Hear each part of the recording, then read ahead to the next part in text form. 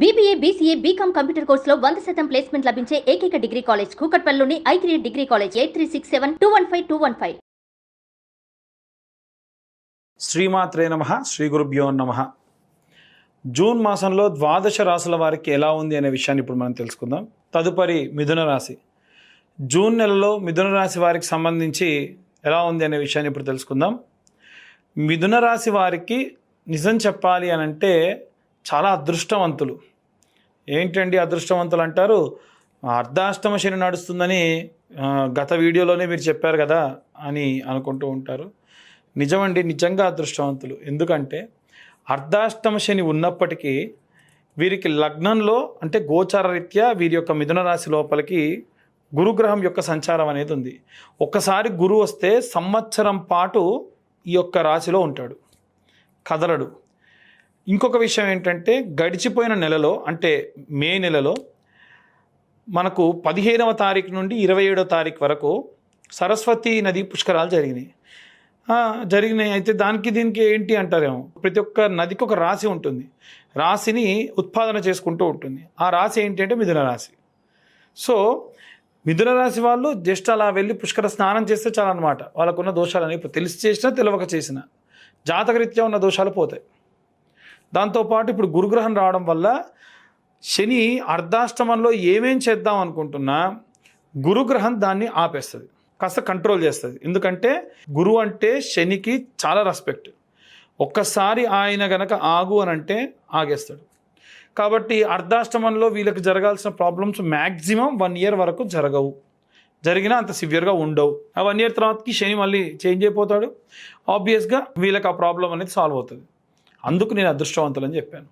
అయితే ఈ రాశి వారికి విద్యార్థి దశలో ఉన్నవారు చాలా ఆహ్లాదంగా ఉంటారు. గృహిణులు కూడా బంగారం కానీ నగలు కానీ, చాలామంది లక్కీ డ్రాస్లో బంగారం రావడం అంటారు, ఈ రాశి వాళ్ళకి రావచ్చు. బంగారం కానీ నగలు కానీ ఏవైనా సరే వీళ్ళు పర్చేస్ చేసి దాని మీద మళ్ళీ లోన్కి వెళ్ళి బంగారం రేటు పెరిగిన తర్వాత మళ్ళీ వాటిని రిటర్న్ బ్యాక్ తీసుకొని మళ్ళీ బంగారం కొనుక్కునే అవకాశం ఉంటుంది, లేదా వస్తువులు కొనుక్కునే అవకాశం ఉంటుంది, లేదా ఏదైనా ఒక ఎసర్ట్ లాంటిది, ల్యాండ్ లాంటిది కొనే అవకాశం ఉంటుంది. అప్పు చేసే తీసుకుంటారు, నో డౌట్ దాంట్లో. కానీ దీనివల్ల ఏమవుతుంది అని అంటే రాబోయేటువంటి రోజులలో మీరు ఈ టైంలో చేసినటువంటి పనులన్నీ కూడా ముందు చాలా బాగుంటాయి, మీకు మంచి లైఫ్ని ఇస్తాయి. సో ఈ టైం అనేటువంటిది మిథున రాశి వారికి చాలా బాగుందని చెప్పొచ్చు. ఒకే ఒకటి ఏంటంటే మనమే కర్త కర్మ క్రియగా ఉన్నటువంటివన్నీ కూడా బాగానే ఉంటాయి. ఇక్కడ కర్త కర్మ క్రియ మనం కానిది ఎవరు అనంటే ఒక్క ఉద్యోగస్తులు మాత్రమే. కాబట్టి మిథున రాశిలో ఉన్న ఉద్యోగస్తులు మాత్రం మీ యొక్క బాస్ చెప్పినట్టుగా చేస్తే ఏం కాదు. కానీ అంటే నేను చెప్పేటువంటిది ఒక ఏదో అఫీషియల్గా ఆఫీస్లో ఉన్నటువంటి ఒక ఉద్యోగస్తుల గురించే కాదండి.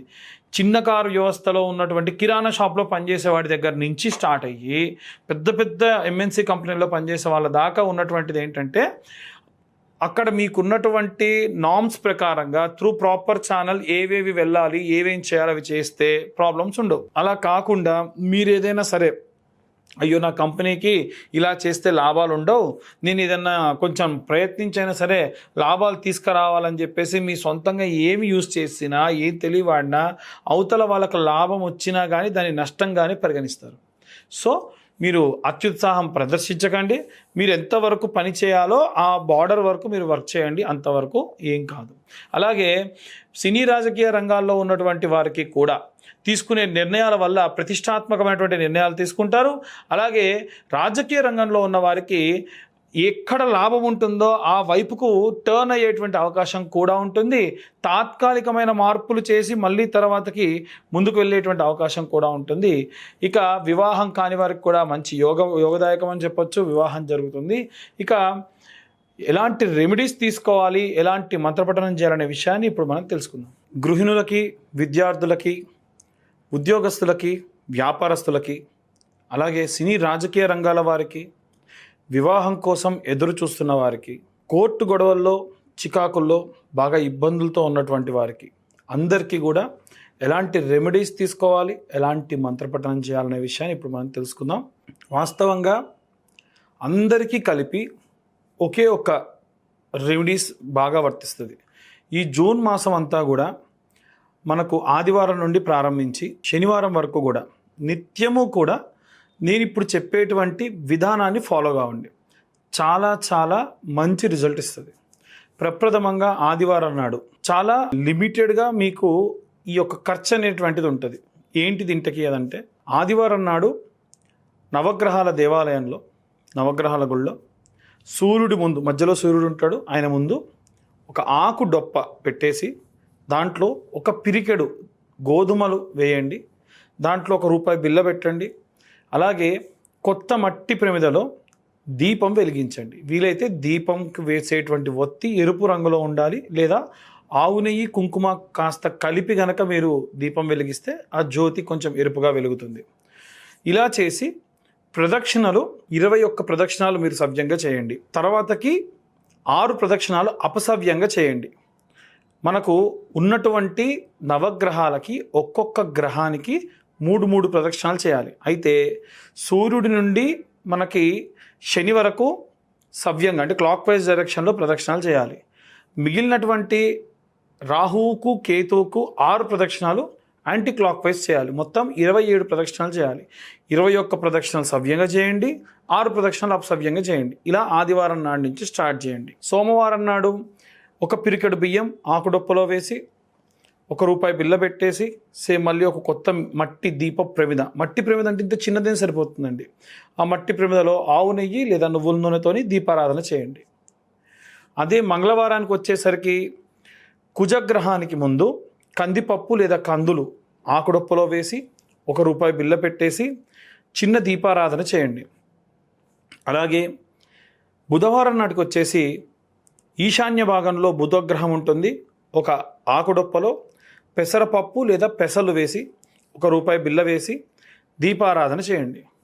అలాగే బృహస్పతి గ్రహానికి గురువారం నాడు బృహస్పతి గ్రహం అంటే నార్త్ సైడ్ మధ్యలో ఉంటాడు.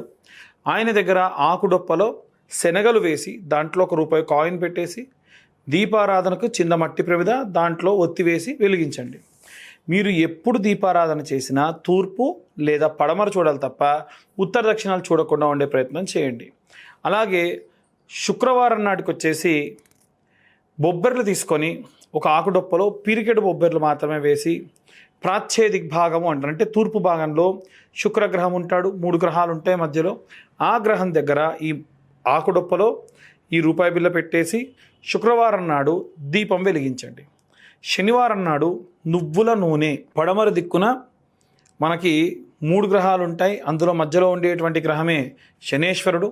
కాబట్టి మట్టి ప్రమిదలో దీపం నువ్వుల నూనెతో వెలిగించాలి. ఆకుడొప్పలో నువ్వులు పోసుకొని ఒక చిన్న గ్లాసుడు నువ్వుల నూనె స్వామివారి పైన వేసి కాసిన్ని నువ్వులు కూడా వేయాలి. ఎట్టి పరిస్థితుల్లో ఎవరు కూడా విగ్రహాన్ని తాకరాదు. ఏ నవగ్రహాల్లో ఏ విగ్రహానికి తాకొద్దు. చాలామంది బెల్లం పెట్టాలి లేకుంటే బొట్టు పెట్టాలని చెప్పేసి విగ్రహాన్ని తాకుతూ ఉంటారు. అలా తాకాల్సిన పని లేదు. కావాలంటే ప్రతిరోజు కూడా ఇంత చిన్న బెల్లం ముక్క నైవేద్యంగా కూడా పెట్టచ్చు. అలాగే మనకి రాహుకేతువులు ఉంటారు కదండి మరి అని చాలామందికి డౌట్ వస్తుంది. రాహుకు కేతువుకు మంగళవారం నాడే లేదా ఆదివారం నాడు, లేదా రాహుకు మంగళవారం కేతువుకు ఆదివారం నాడుగా సెగ్రిగేట్ చేసుకొని ఈ రాహుగ్రహం దగ్గర మినుములు, నల్ల మినుములు లేదా మినప్పప్పు ఒక ఆకుడొప్పలో వేసి దీపారాధన చేయండి. అలాగే కేతువుకు వచ్చేసి మంగళవారం నాడు లేదా ఆదివారం నాడు ఉలవలు ఒక పిరికెడు ఆకుడొప్పలో వేసి దీపారాధన చేయండి చిన్న మట్టి ప్రమిదలో. ఇలా నవగ్రహాలకి కూడా మనము నిత్యము ఈ నెల రోజుల పాటు కూడా చేసుకోవడం వలన నవగ్రహాలు మన జీవితంలో దశ అంతర్దశ విదశల వారీగా వస్తూ ఉంటాయి. కాబట్టి నేను చెప్పినటువంటి అందరికీ, పిల్లలకి, గృహిణులకి, ఉద్యోగస్తులకి, వ్యాపారస్తులకి అందరికీ కూడా చాలా చాలా ప్రశాంతంగా ఉంటుంది. మీ జాతకరీత్యా ఒకవేళ మీకు జాతకం తెలియకపోయినా సరే మీరు నవగ్రహాలకి శాంతి చేసిన దాంతో సమానం. ఇంకా వీలైతే మీరు పెట్టేటువంటి ఆకుడొప్ప ఇంతంత ఉప్పు, పిరికెడు రాళ్ళ ఉప్పు పోసి పెడితే ఇంకా మంచిది. శారీరక బాధ, నరదిష్టి, నరఘోష కూడా దానివల్ల పోతుంది. ఇవన్నీ కూడా మనం అధికమైనటువంటి ఖర్చు లేకుండా పెద్ద పెద్ద హోమాలు లాంటివి చేయించుకోకుండా ప్రశాంతంగా ఉండేదానికి దోహదపడుతూ ఉంటుంది. ఇక అందరూ కూడా నవగ్రహాల దేవాలయానికి వెళ్ళినప్పుడు చదవవలసినటువంటి మంత్రం ఏమిటంటే ఆదిత్యాయ చ సోమాయ మంగళాయ బుధాయ చ గురు శుక్ర శనిభ్యశ్చ రాహవే కేతవే నమః. అలాగే జూన్ నెలలో స్కంద షష్ఠి వస్తుంది. స్కంద షష్ఠి రోజున జంట నాగులకు వీలైతే క్షీరాభిషేకం చేయండి. స్కందగిరి లాంటి టెంపుల్స్ కానీ లేదా మోపిదేవి లాంటి దేవాలయానికి కానీ పళని కుక్కి లాంటి దేవాలయానికి వెళ్తే కనుక అక్కడ స్వామివారికి ప్రత్యేక పూజాదులు నిర్వహించుకోవడం వల్ల కుజగ్రహ వల్ల వచ్చేటువంటి కుజదోషం వల్ల కానీ సర్పదోషాలు కూడా తొలగిపోతాయి. ఇవన్నీ కూడా మనం గోచార రీత్యా చెప్పేటువంటి విషయంలో మాత్రమే. పూర్తిగా మీ జాతకం కావాలి అనుకుంటే మీ పేరు, మీ date of birth, time, place ఇవన్నీ ఉంటే మనం ఇన్ డీటెయిల్డ్గా డెప్త్గా జాతకం 60 నుండి 70 పేజీల్లో మీకు అందించి ఈ 2025 సంవత్సరంలో కేవలం 2025 రూపాయలు మాత్రమే ఛార్జ్ చేయడం జరుగుతుంది. మీతో హాఫ్ అన్ అవర్ నుంచి 1 అవర్ వరకు డీటెయిల్గా మీ జాతకం గురించి మాట్లాడి విశ్లేషణతో మీకు ఆ PDF కూడా ఇవ్వడం జరుగుతుంది. సర్వే జన సుఖినో భవంతు. స్వస్తి.